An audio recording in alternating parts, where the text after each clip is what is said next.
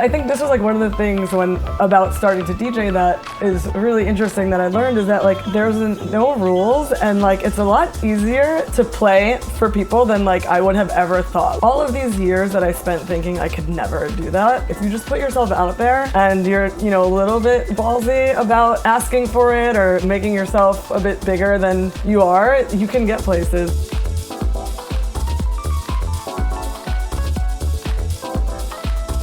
Jess. Hi. Thanks for joining us here at Tiny Table Radio HQ. Appreciate you coming over. I know it was a really long commute for you. What, 2 blocks was it? Very far. I didn't even know that the street existed, which is pretty embarrassing. It's around the block. Cool. Welcome. First time, hopefully not the last. Yes, excited to be here. Thank you for having me. First place I really like to ask everybody about is, you know, tell me how your origin story. How'd you get started with DJing? Yeah, so I grew up in New York on Long Island, and as a 15, 16-year-old Long Island kid, we came into the city and went out to the clubs here that were like Exit at the time, Sound Factory, Avalon, Limelight. And that was like my first exposure to nightlife in that way. And like I remember walking up to Exit, which is now Terminal 5, and just seeing like a line of people down the block dressed in like little skirts and crazy outfits. And then I walked in and it was just like house music for the first time ever.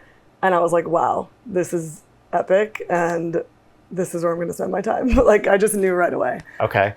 So how long between that moment and when you started actually like DJing or practicing or anything? A long time. Like, I had this idea that like working in nightlife and something with music and DJing for a long time, I just never really thought it was attainable or possible. The first time I ever like dabbled in it, I got the Carl Cox PlayStation game. Like, oh my God.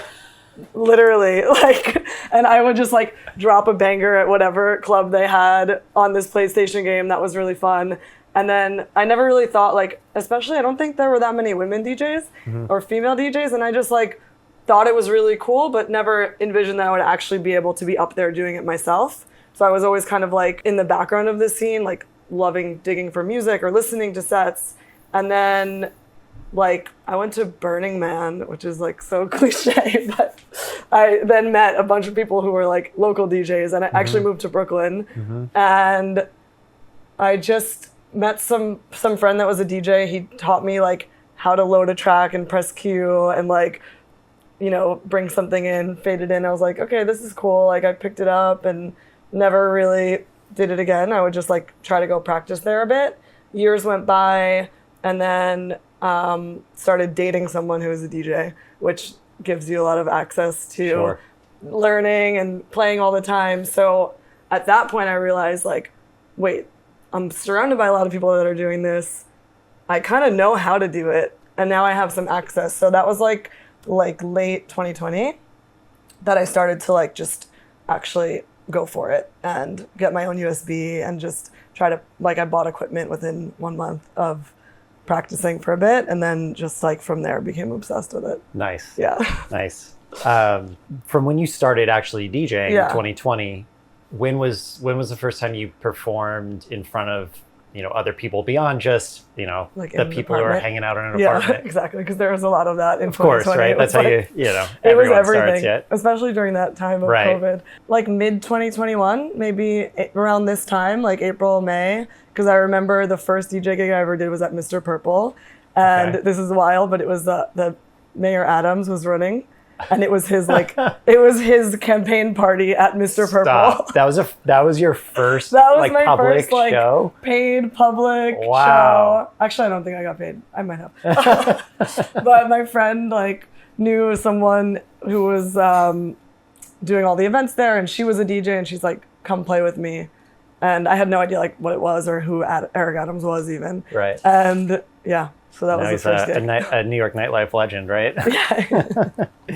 That's so cool. How did that go? Like were you nervous before it? I wasn't so nervous. Like I never really like I get nervous before I play, but every time I've just been like so excited that it's like that perfect balance of being nervous of like I'm scared and I have anxiety about how this is gonna go, but like I'm also having so much fun and I get into a flow when I'm playing. So like it usually turns out okay. So I don't know, it went well. Nice. Yeah. Nice. And I had enough practice in those house parties before. Yeah. So. Yeah. I mean, I feel like those are where you really get the reps in, Yeah. if you're like, okay, I'm ready to do this. I will sure. say though that like we played back to back a bit, and like that, and like you know, like depending on your vibe with the other person, it can either be amazing or like challenging. And this person that I'm friends with, like we can play back to back, but there's always some like tension there. So that was the hardest part. How did you manage that? I think just like told her like, okay, just let me play what I want to play. Like you're next, or let's do 2 and 2. Cool. Yeah. That's a little smoother. Than no, but that one-on-one. that's always interesting. Well, obviously you got started in the nightlife in New York. Yeah. At a relatively young age compared to probably most people who move to New York later in life. Yeah. How have you noticed how like nightlife, the club scene, and really where house music is going? What's that evolution been like in your mind? I think like I've always been chasing a DJ, like from college, like high school, college. I always had like who was playing next, you know, at this time, when are you going? And there was like a small group of people that were doing that, or like people that were super into the scene that would be at every, you know, DJ Boris or whatever, Victor Calderon thing. And then I would say like when EDM became popular, then like more people started going to like bigger shows, but those were more like concert vibes, I felt. And like I was always more drawn to like the intimate, like we're here for 12 hours to just like go through this journey and be club rats together.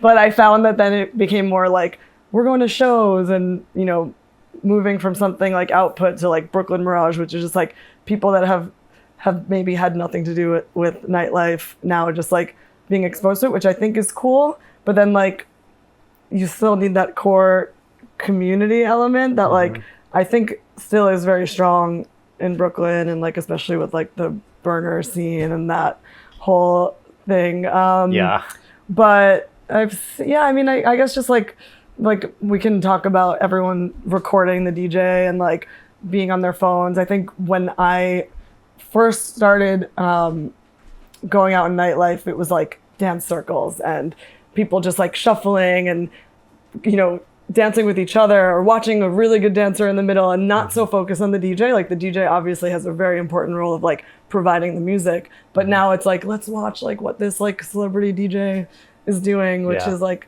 I mean, fun if you're the celebrity DJ, I'm sure, but like, but like for the intimacy of the party, or for like I think like the connection to like house music and dance, it still exists at some parties, but in the wider general scene, I feel like it's not as strong. People are kind of just like grooving. It's more about the capturing the moment rather than being in the moment. Right. Are there any parties or events that you've either played in recently or attended recently where you feel like the vibe is really there in terms of people are dancing and like really engaged in the music itself rather than just showing up to take a photo or video of the famous DJ? For sure. Like I think like Soul Summit and those more, and like Mr. Sunday and those like more old school, or like even like the techno scene, which I'm not a part of, but I know like that's very community driven and people are like there to dance in circles, or like it's just it's cool.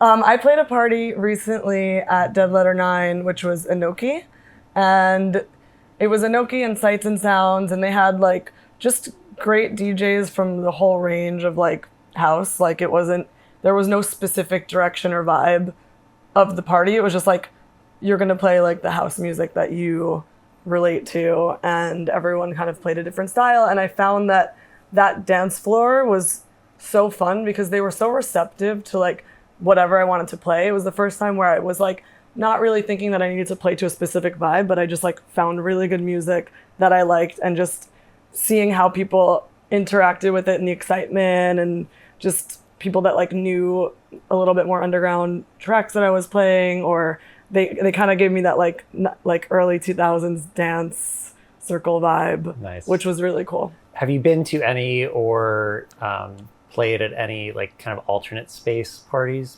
I play a lot of like random things. So in different scenarios and settings. So I played at a yoga class, hot yoga, at the new Moto Yoga, which is called like Fira Yoga, for their opening. And like, it wasn't dance, but that was a really cool setting to do a DJ set in, because you were just like, the task is to create a mood for people to like practice yoga in, which I'm also a yoga teacher and have a deep practice. So I connected with that brief a lot. And I think like that was really a fun way. And I'm seeing like there's another yoga event space that opened up in Greenpoint that I'm working on building like a morning dance party with. Oh, cool. And it's called Samadhi, and they have like incredible sound, really cool like visual projections. And they're doing between like ecstatic dance and just like general movement. And I think playing in those spaces is really great, because like not everyone wants to stay out and dance till 4 or 5 in the morning. Like, we're getting older, at least I am. and a lot of my friends like want to go out and have those moments where they're able to dance and release, because I think that part of nightlife, it's not just about like the socializing. It's really about, I think, like getting lost in the moment and like closing your eyes and just being able to have this like sonic journey where you're also moving. And so I think like bringing that to different spaces, like what Daybreaker is doing at Othership, and what's happening like in California with they have like that coffee shop that's doing pop-up DJ sets. Like, it's cool to be able to have that same experience that you want to get from nightlife without needing to kind of sacrifice sleep or stay out till 4 in the morning. I love a good long late night, but yeah, certainly at a point in my life where that is much more few and far between than it used to be. Yeah, exactly. So, yeah, love me a good day party or even a morning party if it's not too early. Exactly. Yeah, I can't like it's always been hard for me to wake up and go out at 7 a.m. So we'll make it at 9 a.m. Yeah. There have been a few, though, I will say, that where I've actually woken up around like 3 or 4 in the morning to see like the sunrise portion of the set. Yeah. And that's been super fun. And one of those was like a few years ago when Kind of Music played at the Mirage. I was like, I am not going to this at peak midnight when the crowd is massive and they're just going to play what they're going to play. Showed up at like 4 a.m. Really? And it was one of the more fun 3 hours of music awesome. I've experienced in recent times. So I would recommend that if you have the opportunity, right? You've also spoke of like some friends and people who have kind of got you started in DJing and whatnot. Have there been any female influences that have really kind of inspired you? I love what's happening in the scene now, where like there are these parties that are focused on, female DJs, like Femme House. Like, I think the Rave Girls are doing an awesome job at elevating female DJs. I a couple years ago started a party series that not really doing anymore, but called Cersei, which was all around like getting female DJs on the lineup, because that was like a huge thing for me, and I think it still is. It's like it's a boys club, the DJ scene, like it is, and there's more and more female DJs, which is awesome, but like it's still like, and I think the way guys play with each other and the way that women play, like I just noticed that I think we're more empathetic and can engage with the crowd in a different way, where it's less about playing like the most underground unknown track that you can find and like doing that whole thing, and more like really feeling what's happening on the dance floor and like giving people those moments of joy. I think like I love Chloe Kellett. Yeah. She's awesome. And I think also like Cassie, who I booked for Cersei, and she does this series on her Instagram, which is like talking about my records. Cool. And she has like this crazy collection of vinyl, and she just plays fun music or like funky music just through her whole index of her whole libraries. Like I think she's been playing for like over 20 years or something. So she goes back, and like I just watch that and I'm like, it's so fun to just hear what she pulls out and how she talks about it. And it's cool. Do you have any gigs or sets that you played that really stand out to you in terms of it was just so captivating for you because you were so connected with the crowd and you just would want to bottle that energy up and take that to every set you played? Yes. For sure. I actually played one like 2 weeks ago at Public Hotel with HQ and Off the Record. And it was like, when I first walked in, it was like really a lot harder and darker and deeper than I was planning to play from the beginning. And I just like had to step into it. And the crowd was so energized and like so engaged with every single track. And it was the most fun. Like you're just in such a flow. You can't even think. The sound is incredible. And that was awesome. And then another one, I was in London once and it was totally spontaneous, but I met this woman who was hosting something at XOYO, which is a club in Shoreditch.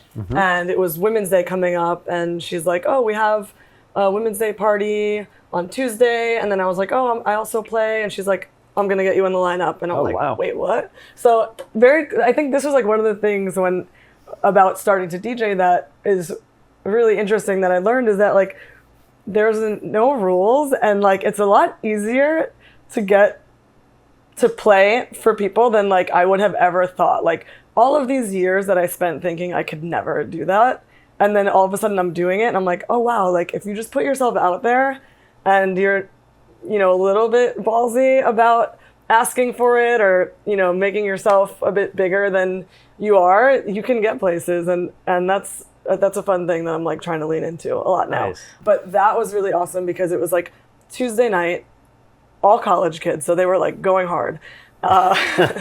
She put me on at peak time, and it was another one of those situations where it was like, okay, the person before me is playing like 127, 128 BPM, was not like thinking that that's where I'd start, but I was so nervous and just had to like step into it and do it, and everyone was like losing their mind, and that was so much fun. Would you say that that's like maybe a piece of advice you would give to somebody who is starting out, of just like, how do you make yourself seem a little bit bigger than you are? How do you give yourself the courage to make the ask for something like that when maybe you don't have the track record, but you're skilled enough and you can do it? Yeah, it's hard. I mean, like I struggle with it now, and I go through moments where I'm just like, no shame, I'm just gonna like ask if I can play. Or recording yourself and posting your content as much as possible is key to just like showing that you can do it. And I think whenever I post anything from a gig or if I record a set and I talk about it and I'm like making myself visible online, which is easy to do because we all have our own platforms, then like you're just giving yourself the credibility. So I think, yeah, it's a bit of just like not being afraid to ask, which like I'm still very afraid to ask, but sometimes just like do it anyway. Yeah. Put yourself out there. Yeah. It's funny how once you ask, it's nowhere near as scary as it was before. Yeah. Making the ask, right? Exactly. And you're like, oh, that didn't hurt. For sure. And like I've been ignored. I've been brushed off a million times. Yeah, of course. And I still will be, but I'll I still mean, try. I think that happens to everyone at any level until you, are actually asked to play at places, for sure. Right? Until you get to and that. with anything. I want to switch gears a little bit to when you're actually preparing for a night where you have a gig or a set. How much do you prepare ahead of time? Yeah, that's a hard one. I have severe ADHD, so it's really hard for me to like focus on building what the set will be. Like some people are super organized with like how they're going to play and what they're going to play. I start to try to like at least visualize what the crowd and the setting will be like. And then I listen to just like so much music throughout the weeks leading up to it or that week specifically, and just organizing. And then I like to have like a few, let's say like peak or like tracks that I know I want to get to, and then build around that. So like if I envision that that's like the peak moment, and then like what's going to happen after the peak, because I think like that's always something where I'm like, wow, I'm playing this like banger, what comes next? Because it's either like another banger or I need to like chill out a little bit to like take people through the journey. So I prepare, I have like my bucket that I want to play, and like sometimes I'll organize by like subgenre, and I just feel it out with the crowd. I think it always takes like 3 or 4 tracks to see how everyone's reacting. And it's just like little like litmus tests of like, okay, can I go there? Or like, which one do they like better? So yeah, I like to be really in tune with what the crowd is giving back to me rather than like going on my own journey without even like seeing like how people are reacting. Right. Because I think like the job is still to make everyone dance and feel happy. Yeah. So yeah, if I want to play this like super minimal set that like I want to listen to, but everyone is like clearing the dance floor, I'll never get booked again.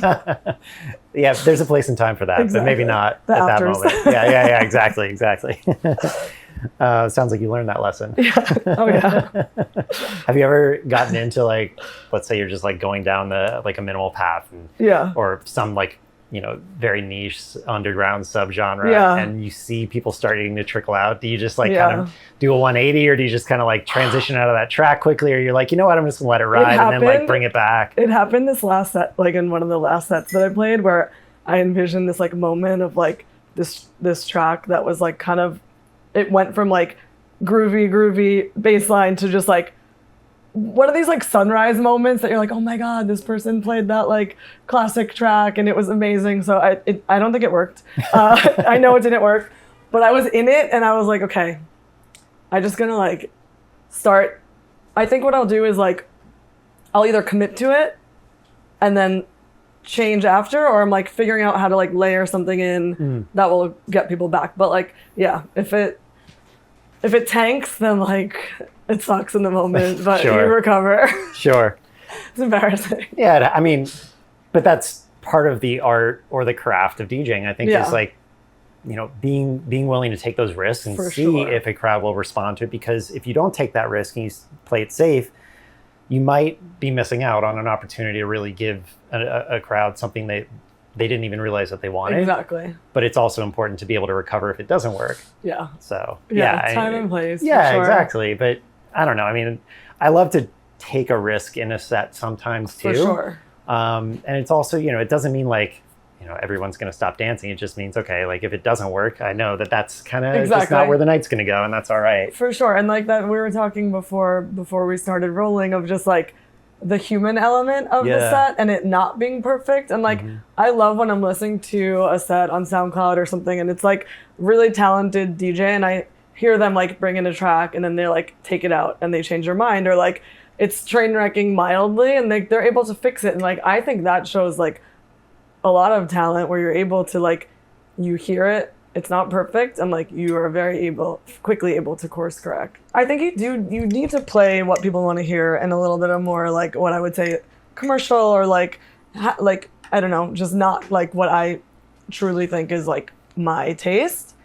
And every time I kind of like go that direction and then I listen to like someone's set and it's really good and I'm like, and it's getting credit and I'm like, oh, that's like my actual taste. It just like validates that I need to stick and like be true to what I want to play versus what I think people want to hear, because like it's literally about trusting yourself and knowing that like not everyone is going to like your music and that's okay. And like there's going to be some people that really resonate with it. Sure. What would you say, you know, is your taste? You know, how would you describe that?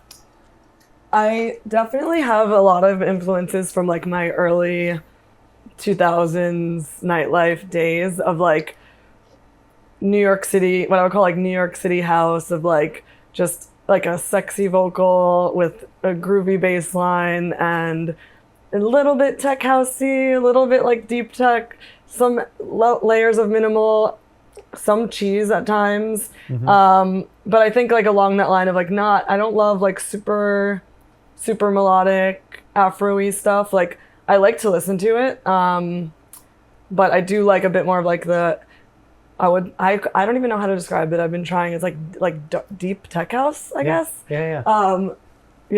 Like cool. I love Vanjie is like one of my favorites. Cool. And like he's been playing forever, and he's a DJ. Like he is I just watch him play. And it's like there's always 3 tracks going. It's always a vibe. It's a little bit jungly, a little bit tribally. So I love to have those like elements, which I associate with like the days of like 2006 to 2009 at Pacha. And so like that definitely sits within like what I like to play and listen to. Cool. Well, I don't know what you have. I don't even know if you know what you have planned for today. I have no but idea. Based on that description, I think we're gonna have a good time with your set. Let's see.